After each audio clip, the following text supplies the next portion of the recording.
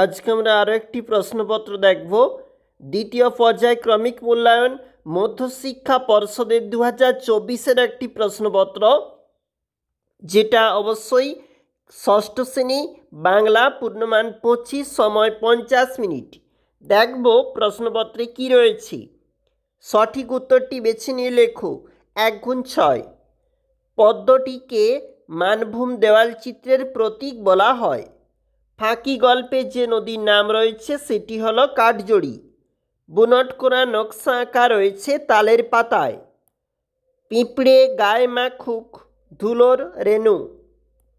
অনুসর্গটি হলো কর্তৃক। গ্রাম্য শব্দের পদান্তর হলো গ্রাম্য।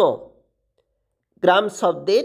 দেখো পরের প্রশ্ন, নিচের প্রশ্নগুলির পূর্ণবাক্যে উত্তর দাও।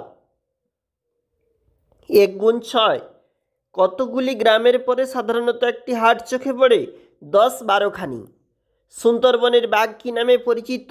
Royal Bengal tiger. বসুধারা ব্রত কোন ঋতুতে পালন হয়? গ্রীষ্ম ঋতুতে। চিত্রগীবের বাবা কে ছিল? গেরোবাজ। এক ভুতুড়ে কাণ্ড গল্পের লেখক কোথায় যাচ্ছিলেন? হুড্রোর দিকে। কাকেশ্বর উপসর্গ কাকে বলে? উদাহরণ দাও। এবং পরের প্রশ্ন, কাকেশ্বর কুচকুচে কোথায় থাকে? 41 নম্বর গেছোবাজার, কাগিয়াফটি। হজ বরল গল্পের বর্ণিত ব্যাকরণ সিংয়ের ডিগ্রি খাদ্য বিশারদ।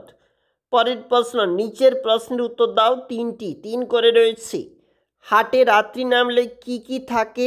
ধান কাটার পর একেবারে আলাদা দৃশ্য, ধান কাটার পরে দৃশ্যের বর্ণনা, মাটির ঘরের দেওয়াল চিত্র রচনা অনুসারে দেওয়াল চিত্রের বৈশিষ্ট্য, উধো আর বুধোর কীর্তিকলাপ নিজের ভাষায় লেখো। এছাড়াও কম বেশি 100 শব্দের যে রচনা রয়েছে দেখো, যেখানে দূষণমুক্ত পরিবেশ চাই, বিদ্যালয়ে 15ই আগস্ট পালন এবং ঋতুরাজ বসন্ত, এই সমস্ত প্রশ্নপত্রগুলি এখানে রয়েছে।